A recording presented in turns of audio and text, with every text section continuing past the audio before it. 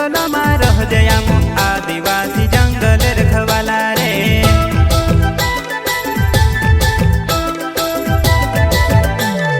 चल जंगल जमीन काजे पूजे रे आदिवासी दुनिया ने रखवाला रे। बाप देव खतरी काज पूजे रे आदिवासी सबसे निराला रे।